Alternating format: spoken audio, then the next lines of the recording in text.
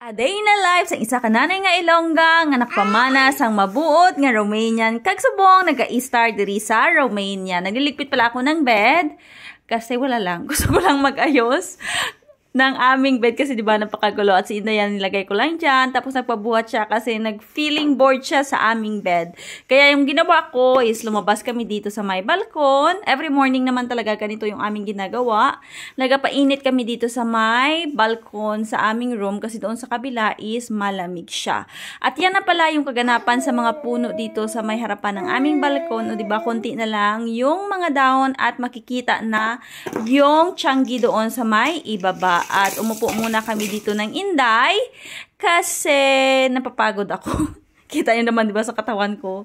Grabe na talaga yung aking katabaan. Tapos kinuha ko pala yung aming hinalay dito kasi maglalaba ako ng mga ginamit namin kahapon sa pagpintura ng aming bahay. At wala pala dito ngayon yung aking asawa kasi may work siya. Ayaw magpalagay ng aking Inday doon sa kanyang playpen kaya ayan o diba bitbit na bitbit ko siya dito habang ako ay naglalagay ng damit sa my washing machine. And today pala is gagawa kami ng 9 months photoshoot ng Inday. Yes, 9 months na po yung Inday o diba napakabilis lang ng mga panahon ba.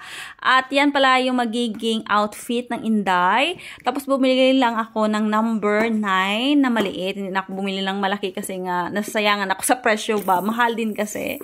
At nilalagyan ko na dyan ng ponytail si Inday. Pero napakahirap po maglagay. Kasi napakagulunan niya ba.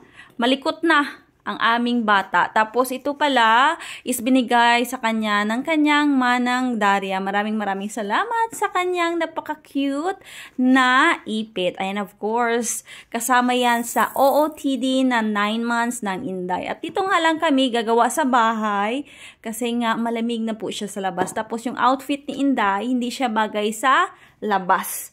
And ayoko naman maglagay ng leggings sa kanya kasi nga pangit tingnan. At yan pala yung kanyang magiging shoes. Naglagay ako dyan ng medyas pero kinuha ko kasi pangit siya sa outfit ni Inday. So yan na lang yung aking nilagay. Bali, binigay yan ng kanyang ninang sa kanya. At yan pala yung sinasabi ko sa inyo na binili ko na number 9. Maliit lang siya. At mostly pala ng mga damit ng Inday is bigay lang sa kanya ng mga malalapit naming mga kaibigan dito. At yan na nga, ginapahabok ko na ang balon. Mabuti nga lang is maliit, diba? Gamay lang ang hangin ang akon nga isulod and charan. Tapos na ang number 9 ng Inday.